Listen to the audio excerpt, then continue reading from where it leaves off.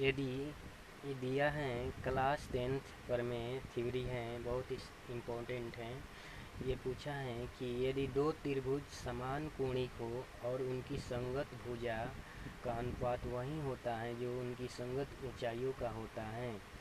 तो आपको दिया है दो त्रिभुज हैं अलग अलग नाम का, और उसका समान एंगल है, मतलब समान कोणिक है। तो दिखाना है आपको संगत भुजा का अनुपात वही होगा जो संगत ऊंचाइयों का होगा, यानी सिद्ध करना है संगत भुजा का अनुपात वही होगा जो जो संगत हाइट का होगा। तो हमको जो जो दिया है पहले बना लेंगे, दो ट्रेंगल बनाना पड़ेगा, समान इक्वल का है दोनों ट्रेंगल। तो ये लिख लेंगे, ये ट्रेंगल बना लेंगे इससे। ये ट्रेंगल हो गया, मानते हैं ये ए बी सी, ये ट्रेंगल हो गया, एक ट्रेंगल ये हो गया, इसका नाम देंगे डी ई एफ, इसका नाम देंगे ए बी सी। और ये ट्रेंगल हो गया डी ई एफ। अलग अलग दो ट्रेंगल हो गया। और दिया है दोनों ट्रेंगल समान समान एंगल का है, मतलब ए के बराबर डी है, बी के बराबर सी है, और बी के बराबर ई है, और सी के बराबर एफ है। तो जो जो दिया है उसको हम लिख लेंगे। जो ट्रेंगल है दिया है ए बी सी, और ट्रेंगल ए बी सी और ट्रेंगल डी ई एफ।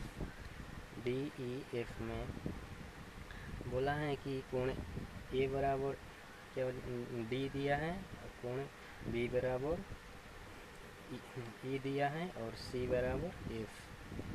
ये एंगल इक्वल दिया हुआ है, यहाँ बोला है समान कोणिक का है, तो ये हमको लिख लेंगे। और बोला है कि सिद्ध करना है कि संगत भुजा का अनुपात वही होगा जो संगत ऊंचाइयों को होगा। तो यहाँ सिद्ध साबित करना है कि ये मानते हैं ये हाइट है, ये यहाँ से हाइट है, ये भी यहाँ से हाइट है, ये भी हाइट है। ये इसका नाम देंगे एम, और ये इसका नाम एन, ये एन है। ओके, तो यहाँ साबित करना है, साबित करना है, सिद्ध करना है कि A B Bata D E बराबर ए एम बाटा डी एन। ये साबित कर कर दिखाना है, ठीक है। यहाँ आपको साबित करना है कि ए बी बटा डी बराबर ए एम बटा डी एम, मतलब संगत भुजा का अनुपात वही होगा जो संगत ऊंचाई का होगा।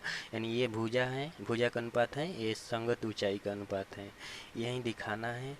तो हमको दिया है एंगल वन, ए बराबर क्या डी, और बी बराबर ई, और सी बराबर एफ।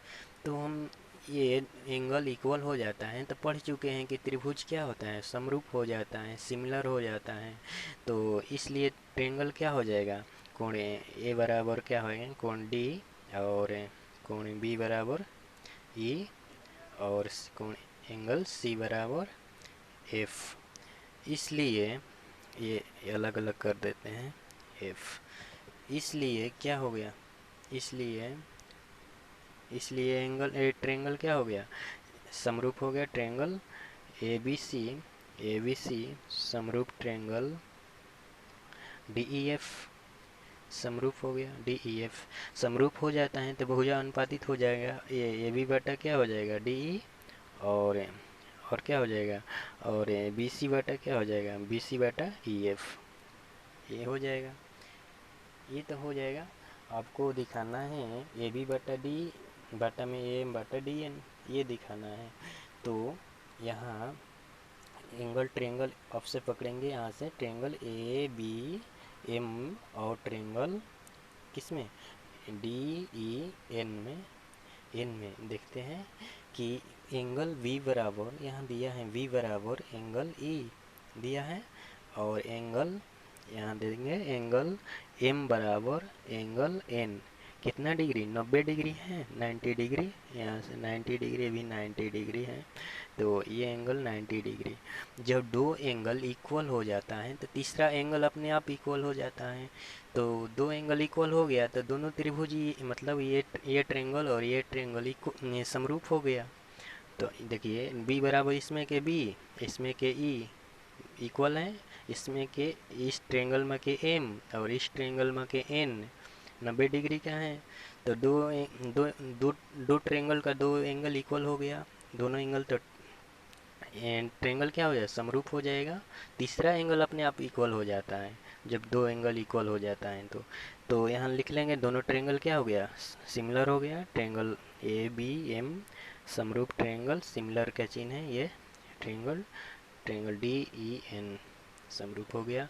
इसलिए समरूप हो जाता है तो भुजानुपातित हो जाएगा।